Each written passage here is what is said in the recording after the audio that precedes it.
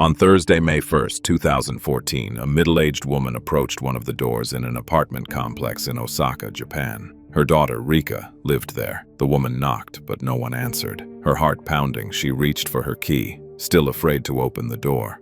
She had reason to believe that something had happened to Rika. Although Rika was independent and lived on her own, she called her parents every day, sometimes several times a day. But in March, this seemingly unbreakable routine began to change. Their daughter stopped answering their calls, while her text messages and emails became increasingly rare. What worried her mother most was that Rika's usual warmth and cheerfulness seemed to have vanished from her messages. Her attitude toward social media had changed as well. Rika used to post about anything and everything. Now, she only occasionally replied to comments. Her loved ones could not understand what had changed. There was only one thing her parents knew for certain. Shortly before this, someone from Rika's past had re-entered her life. They hoped that perhaps Rika had become so absorbed in spending time with this person that she simply had no time for anything else. Her parents finally ran out of patience when the manager of the building where Rika rented her apartment contacted them. He told them that she had failed to pay her April rent. To her mother, the news came like a bolt from the blue. Rika had never been late with a payment. In Japan, such behavior was considered especially unusual. The manager went on to explain that he had contacted Rika, but she told him that she was out of town and could not pay at the moment. Wanting to help, he suggested calling Rika's mother to ask for assistance with the payment. It was a perfectly reasonable suggestion, but Rika's response stunned him. She said that her mother was very busy and that calling her would be inconvenient. To anyone who knew how close Rika and her mother were, that answer could only provoke confusion and suspicion. Unable to endure the uncertainty any longer, Rika's mother went to her daughter's apartment. She had possessed a spare key for a long time, but she was afraid to take that final step. At last, she made up her mind. She unlocked the door and went inside. Immediately, she noticed the distinctive smell of a place that had been unoccupied and unventilated for some time. She carefully walked through the rooms. Everything was neat, and every item appeared to be in its proper place. But when she entered the bedroom, the woman called the police. Her last hope that everything was all right was shattered by the dark red stains that had soaked into the tatami beside her daughter's bed. The police arrived several minutes later and thoroughly searched the apartment. Someone had carefully cleaned every room, overlooking only the stain on the tatami. DNA testing confirmed that it was Rika's blood. Her blood was also found on a knife in the kitchen. There was not much of it, however, not enough on its own to suggest the worst. There were no signs of forced entry. Almost nothing had been taken from the apartment, except for some cash and Rika's certificate of residence. Rika's neighbors recalled hearing a loud argument several weeks earlier. They thought that one of the voices had belonged to Rika, but they could not say so with certainty. Rika's close friends said that they had not seen her for some time. The last time they met in person was in March. Around the same time, Rika had unexpectedly posted that she was shaking with outrage over something extremely unpleasant. The emotional, negative post was quickly deleted, leaving her friends genuinely confused.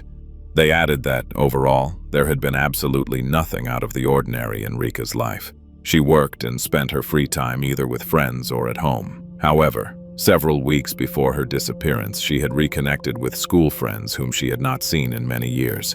On February 1st, Rika wrote on social media, "I'm meeting my old school friends today. We haven't seen each other in ages. I'm really looking forward to it." The women met at a small bar and had a pleasant evening together. They took many photographs, laughed, and reminisced about their childhood. But that had been at the beginning of February. Afterward, Rika returned to her usual life. So where could she possibly have gone?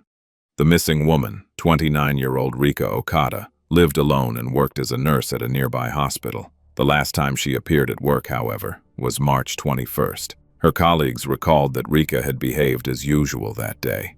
She seemed well and smiled sincerely as she said goodbye to everyone at the end of her shift. But the following day, she contacted the hospital by email. Rika wrote that she needed to take some time off. Naturally, her colleagues became concerned. They called her, but every call went to voicemail. Rika responded to several messages, but when they heard her voice, it sounded muffled and strangely distant.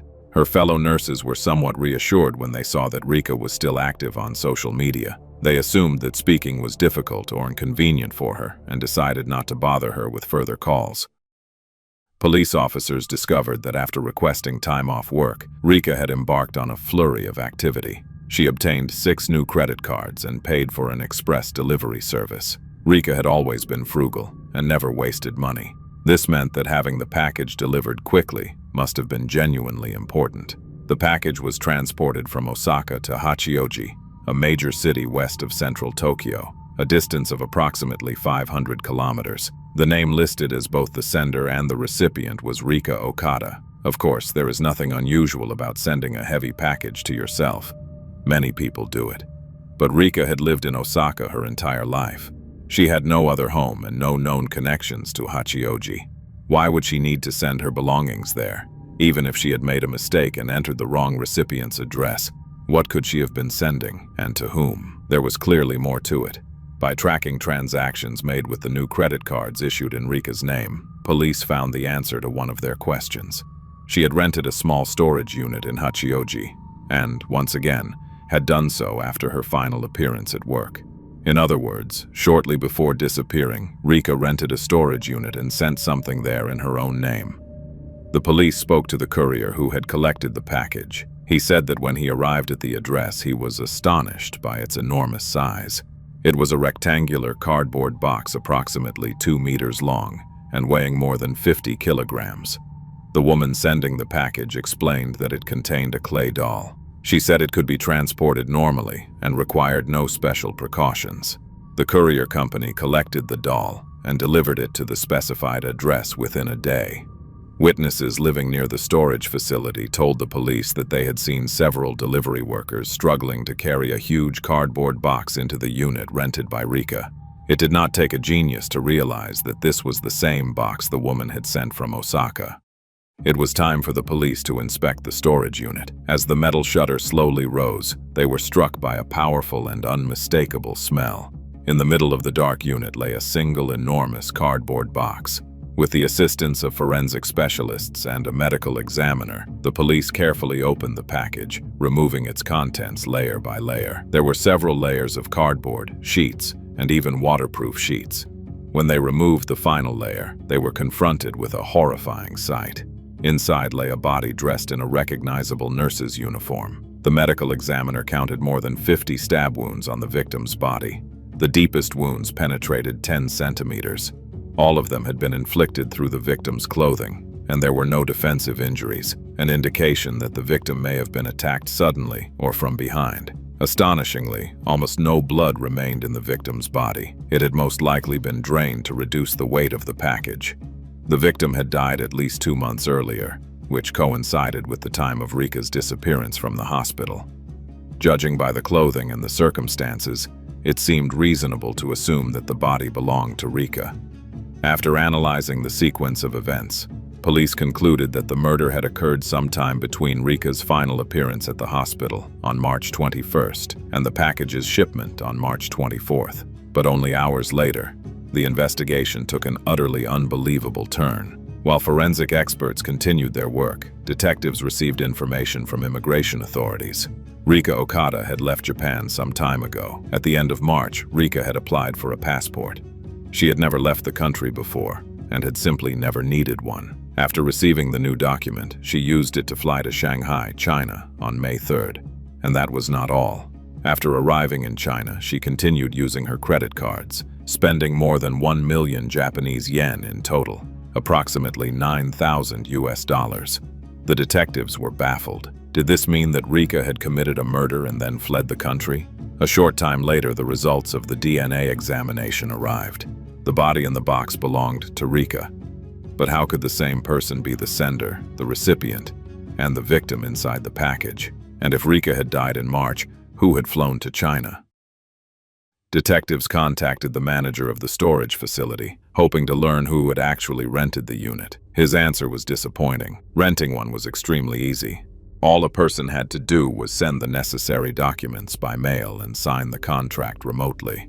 Fortunately, the box itself contained invaluable evidence. It was not the standard packaging provided by the delivery company. Someone had gone to considerable effort to obtain a box like it. The obvious conclusion was that this had not been an impulsive act, but a carefully planned murder. Forensic investigators recovered fingerprints from the box and determined that one of them belonged to a woman named Yuri Oishi. There might have been an innocent explanation for that, if not for one additional detail. When detectives examined the tenant's documents, they noticed that the telephone number listed on them also belonged to Yuri Oishi, not Rika. It was a small oversight in what had otherwise seemed like a perfect plan. Yuri Oishi was a 29-year-old Japanese woman born in Brazil. Shortly after her birth, her family moved to Japan, and Yuri began attending school in Osaka, the same school as Rika. The girls lived in the same neighborhood, walked home together after classes, and became friends. As children, both dreamed of devoting their lives to helping others. Rika became a nurse. Yuri wanted to work with children with special needs, but her life took a very different course. In middle school, Yuri became the victim of bullying so vicious that she dropped out and moved to Brazil. She held dual citizenship, so this caused no immediate difficulties. But when Yuri reached the legally specified age, she was required to choose between Japanese and Brazilian citizenship. She chose Brazilian citizenship, a decision she would later regret deeply. Despite Brazil being home to the largest Japanese community outside Japan, Yuri never managed to feel at home there. When she eventually returned to Japan as a Brazilian citizen, she survived on temporary jobs and gradually found herself on the margins of society. While struggling to survive, she became involved with a criminal group that included both Japanese and Brazilian members. After she was arrested, finding legitimate employment became even more difficult. By the time of the murder, Yuri had already been living illegally in Japan for several years. She had encountered problems with the law and her immigration status, after which she lost the legal right to remain in the country. Her visa expired, and she was no longer able to renew it. By the age of 30, Yuri was living in the country she considered her home, but where she no longer had any legal place. It was from this sense of hopelessness that a plan emerged, a plan that would ultimately cost Rika her life. Everything suggested that Yuri had escaped to China using Rika's documents. This meant that bringing her to justice would be extremely difficult. Japan and China did not have a binding extradition treaty, and if China chose to deport Yuri anywhere, it would most likely send her to her country of citizenship, Brazil. Japan used every diplomatic avenue available to request China's cooperation. Fortunately, Yuri's escape was short-lived. On May 27, 2014, only a few days after the body was discovered, she went to the Japanese consulate in China and turned herself in. After lengthy diplomatic negotiations, she was deported to Japan, where her trial finally began in March 2019. Yuri was charged not only with murder, but also with robbery, forgery, and desecration of a corpse. To everyone's surprise, she did not remain silent. Yuri confessed to everything and tearfully said that she was remorseful. She explained why and how the murder had occurred. Yuri had lived in an apartment in Hachioji, not far from the storage facility where Rika's body was found. She shared the apartment with an international student from China. Since the woman's real name was never published in official sources, we will call her Lin for convenience. The two women had lived together for a long time and had become close friends. Yuri had grown accustomed to the stability and routine of their life together. Then Lin stunned her with unexpected news. She had completed her studies in Japan, and it was time for her to return to China. For Yuri, this was a devastating blow. Lin was not merely her roommate, but the only person who supported her and took an active interest in her life. The situation was further complicated by the fact that, without Lin, Yuri would be unable to rent an apartment, find a job, or even feed herself. She would live every day knowing that she could be arrested and deported to Brazil at any moment. Yuri decided that the best solution would be to follow Lin to China. But how could she do that? Her visa had expired long ago. Desperation gave her an idea. She would obtain a fraudulent passport, but she could not afford to pay for a forged passport because she did not have the money. Therefore, she needed someone whose identity she could assume. Someone close to her in age who did not yet have a passport and lived alone, so that their disappearance would not be discovered too quickly. With cold calculation, she began searching through the social media profiles of everyone she knew. Yuri immediately ruled out anyone who had studied or traveled abroad. They were certain to already have passports. Then she remembered Rika, who lived alone. had a stable job, and had clearly never visited another country. Rika became the perfect candidate for her sinister plan to re-enter the life of her former school friend, whom she had not seen in nearly 2 decades. Yuri organized a reunion. She invited 2 other women, but the only person she was truly interested in was Rika. The unsuspecting Rika Okada was delighted by the opportunity to see her old school friends and readily accepted the invitation. Yuri, Rika, and 2 other women met at a bar in Osaka and spent a warm, pleasant evening together. They shared memories, took photographs, and posted the pictures on social media. In one photograph, Rika and Yuri were sitting opposite each other, both smiling happily. But by that point, Yuri was already devising a plan to murder a completely innocent woman who had never done anything to harm her. According to Yuri, she initially only asked Rika to obtain a fraudulent passport in her own name. Rika firmly refused. That was hardly surprising. The women had barely reunited after so many years, and Yuri was already asking Rika to help her leave the country illegally using Rika's documents. What else might she do with that passport? Who would ever agree to such a thing? Rika was righteously furious. It was apparently that same evening that she posted on social media that she was shaking with outrage. It was most likely at that moment that Yuri finally decided to kill Rika. In her disturbed mind, falsifying the documents seemed like the only possible solution.